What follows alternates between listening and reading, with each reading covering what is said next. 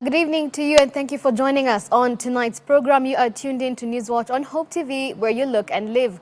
My name is Tiffany Wamboy. Our sign language interpreter for today is Boniface Mureithi. Do reach out to us and engage us on our WhatsApp line, which is 0708 222 and our SMS line is 22232. Now on to stories making headlines for today. President William Ruto has launched the 2.7 billion shilling Mavoko water supply project. The project is in line with the commitment to the provision of universal, clean and safe water. At least 500,000 residents in the Mavoko township in Machakos County are expected to benefit from the water project, which was executed to protect residents of Mavoko, Mlolongo, Athi River and Syokimau from unscrupulous vendors and water shortages. And now, as Gloria Musimbi reports, President Ruto has meanwhile promised that the price of unga will begin to drop from next week. President William Ruto commissioned a water supply project in Mavoko Township, Machakos County. The 2.7 billion Mavoko water supply project aims to reduce the water shortage in Kitui, Machakos County. The project, which will help approximately 500,000 residents, will also provide employment opportunities and reduce queues at water station, which was a prevalent challenge. Addressing Athi River residents, President Ruto pointed out that the project will enable them to get water easily, whilst assuring that in collaboration with various county leaders, they will ensure that the water shortage is solved across the country. 2017 tulianzisha hii mradi ya maji.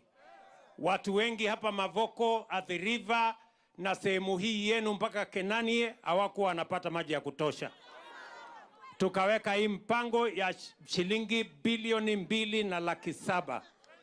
Mimi nimekuja leo kufungua rasmi ili maji ya kutosha ipatikane hapa Mavoko, ipatikane Athi River na ipatikane Mlolongo.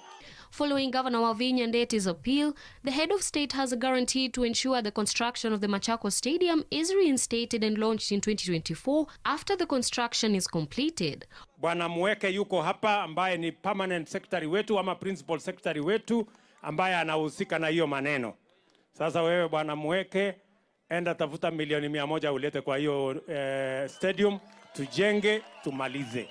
On her part, Governor Wavinya commended President Ruto for commissioning the project and assured that the county government will ensure execution of developing Machakos County. Tukiongea sasa hivi, already nimechimba 16 dams. Boreholes nime-rehabilitate. Karibu 10. Tuko na zingine 47 zinataka kutengenezwa. Ukitusaidia sisi kama county pia tunajikakamua. And amid calls by the opposition to immediately provide relief measures towards the high cost of living for Kenyans, President William Ruto has announced that maize flour prices will begin to drop starting next week. Unataka kutatua shida ya unga, unaenda kuanza shambani. Si ndio? Kwani unaanza kwa duka? Si unaenda kuanza shambani? Sasa mimi nimepanga wakulima na nimewasajili wakulima 500,000. Na nimewapatia mbolea mifugo 600,000. Saa hizi wakulima wanapambana kule shambani. Tunaelewana? Ili tuzalishe chakula, tuondoe hii tatizo ya njaa. Lakini tukingojea ile inatoka shambani, nimepanga ile tunaagiza kutoka nchi za nje. Na hiyo niliwatangazia ya kwamba kufikia mwisho wa wiki hii ambaye ni kesho, sasa itakuwa imefika hapa Kenya. Kuanzia next week mutaanza kuona bei ya unga ikiteremuka kwa sababu ile itakuwa imefika. Gloria Musimbi, Hope TV Newswatch. Meanwhile, Deputy President Rigathi Gachagua has urged Central Region leaders to unite in finding a permanent solution in efforts to end the consumption and production of illegal alcohol and the use of drugs in the region. The Deputy President on Friday led a meeting with security leaders and politicians from the central area in Nyeri County, where he said that the increase in illegal alcohol in the area has affected the lives of many young people. people. The meeting was also attended by Interior Cabinet Secretary Professor Kithure Kindiki, following the order of President William Ruto that strategies should be in place to end the smuggling and sale of illegal alcohol in the counties of the region. Vijana wetu wameisha. Kwa kitanda, instead ya kulala kwa kitanda juu, wanalala chini. Wamama ndio wanalala juu peke yao. Ukienda shule zetu zote, the classrooms are empty. Hata hii magavana hizi dimu na shida mkiweka pesa is nonsense. There are no children.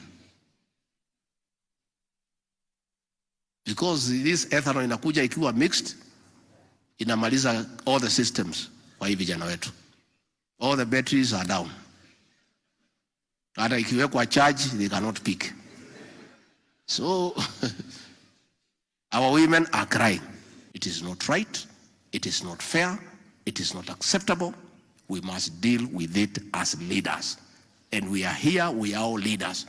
As an OCS, you are a leader. That's why you have been given that responsibility. As an ACC, you are a leader.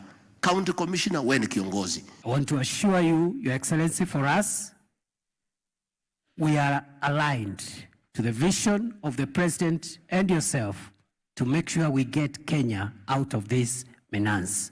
We'll not spare any effort, and based on the recommendations of this forum and the other forums that will be taking place in other parts of the country, we give you the highest assurances of our commitment to implement the decisions that will be owned by these stakeholders gathered here today and that will be gathered elsewhere. Where a section of Mount Kenya leaders is calling upon the national government to increase the NG-CDF funds so as to assist the vulnerable. The leaders want the funds equitably distributed in the various constituencies in accordance to the number of children in need. Member of Parliament for Kiharu Ndindi Nyoro pointed out that he has launched an initiative named Kiharu Masomobora program in his constituency, adding that the leaders are committed to the region's development. Tulifanya on average tukaona school fees hapa Kipipiri ni 15,000 kwa mtoto mmoja wa day school. Na mimi nikatembea, nikaenda Mombasa, nikaenda Kisumu, nikaenda kwa Mheshimiwa Koibori, nikaenda kila mahali, nikaenda kwa Mheshimiwa Ndindi Nyoro Kiharu.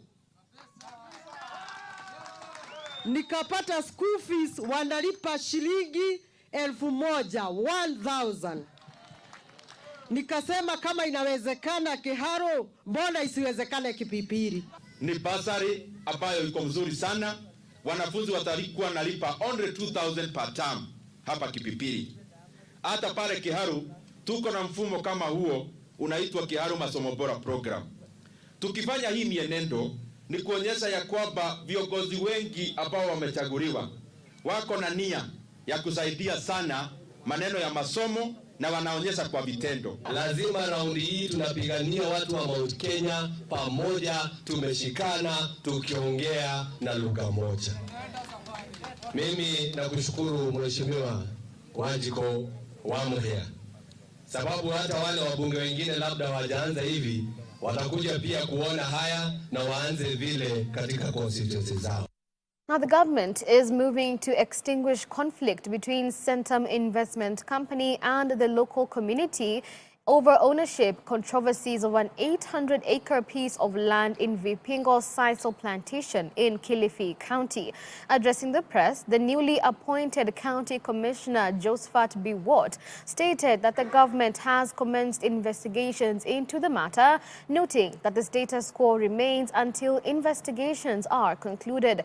The local administrator further noted that he will hold a meeting with the Centum management and Ministry of Lands officials to chart a way forward and ensure justice is served. Sisi tutakaa chini kama serikali pamoja na wenzetu kutoka county government pamoja na committee ya wananchi, tukae chini tuangalie ile issues wali raise. Kwa mfano sasa kuna titles which were surrendered to government 2001. Hizo titles ziko wapi? Mbona wachapewa? Kuna memorandum of understanding walikaa chini kati ya Centum na hiyo community kwamba within 6 months watapewa titles wenye wako squatters inside hiyo shamba ya Centum. So hizo sote nitakaa chini na hao watu wa Centum pamoja na Ministry of Lands, tutafuta way forward on how we can assist hao wananchi wapate haki yao. No. And also remember, as a county, we also respect investors. We respect investors to come and invest in Kilifi County. Haya yote tumekuja hapa tangu asubuhi na tumeweka amani na tuko hapa kwa sababu ya amani, na tumeambiana kwamba hakuna mtu ana ruhusa ya kuweza kukata konge la mwenyewe ama kufanya chochote.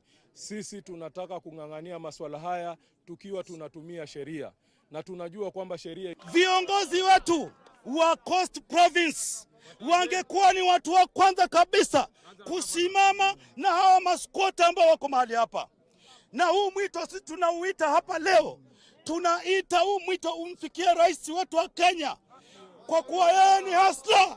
Tunasema kwamba mahasla wako katika hii shamba ambayo ni ekari 800, na sisi hapa hatutatoka mpaka serikali itupatie hii shamba. Now, in efforts to protect farmers from exploitation, the Siaya County government is set to install a multi-million shilling rice mill, as farmers have been purchasing the commodity at a throwaway price. Speaking during the groundbreaking ceremony in Sirio village, Siaya County Governor James Orengo lamented the challenges faced by rice farmers who have had to sell their products to unscrupulous traders in the neighboring Uganda. Orengo, while acknowledging the potential in income generation after processing, stated that the 55 million shilling project will be funded by the county government to enable farmers to process their crop and develop a finished product. So everything that is coming out of the rice is going to be 100% turned into some byproduct.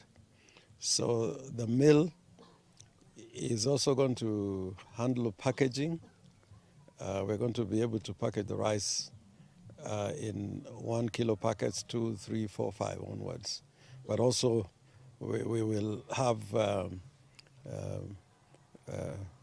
bags for 20 to 100 kilos. So I'm very proud about that project. And as we indicated at the groundbreaking, we right now Osonga is producing about I think 1,000 tons, did you say, of the rice? And no, 1,000 acres, where only 1,000 acres is under paddy. With this rice mill, we need to extend to about 3,000. And the capacity for the area and the Yala swamp and the lower Nzoia project, up to Ujwanga, in East Ugenya and parts of Sigomre and Ugunja, there is rice growing there already. So this mill is going to be important. And it's the only, actually, mill which is going to be of that capacity, handling, the process of value addition in Siaya. I know we got a fruit thing in Asembo, another small one in Siaya town, but in terms of scale, this rice mill is a beacon showing where we want to go.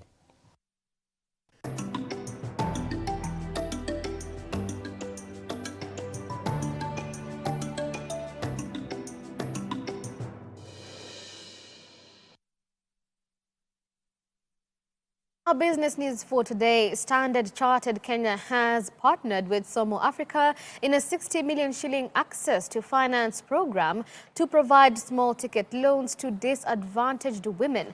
Stanchart Head of Corporate Affairs, Brand and Marketing Kenya and East Africa, Joyce Kibe, says the ticket loans will range from 250,000 Kenya shillings to 2.5 million shillings and will restore and revitalize the women's businesses. The loans will be payable over a period of up to 3 years at an interest rate of 5%.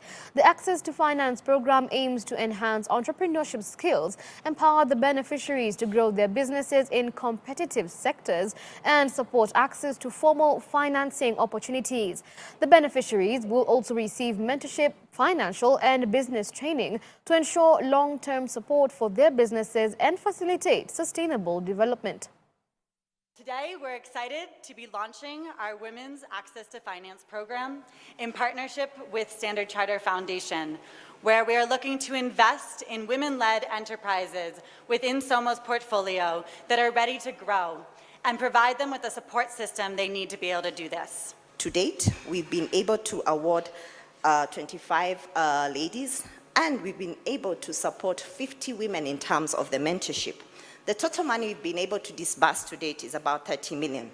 So I mentioned that we launched the last cohort a week ago. It was the cohort 6, and now we've actually increased the participants who are shortlisted for the 9-month training program from 10 to 15, and the people who are benefiting will now be 7, up from 5. You know, in low-income countries, female entrepreneurship is increasing.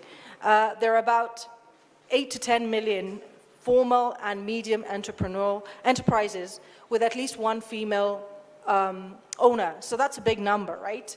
And in Kenya, statistically, 30% of the Kenyan registered businesses are owned by women. So that's a pretty big number as well. Yet, despite this, women tend to face very big obstacles that stunt their growth in business due to lack of capital, strict social constraints, and social constraints is an interesting one. You know, I saw one of the ladies there from Coast, so I found that very enterprising. And the Kenya Association of Manufacturers has called for urgent transformation of the agriculture sector to meet the manufacturing sector's raw materials and intermediate goods needs. This was addressed during the Industry for Agriculture Breakfast Forum hosted by the KAM in Nairobi. Among the key factors noted include the need to harness opportunities that lie in agriculture and the need to increase value addition of agricultural produce. The forum is part of the Kenya Association of Manufacturers initiatives to increase the manufacturing sector's contribution to the country's GDP to 20% by 2030 under the Manufacturing Vision of 2030 plan. The plan is guided by 4 pillars of its operations, which are global competitiveness, export-led growth, SME development, and agriculture for industry.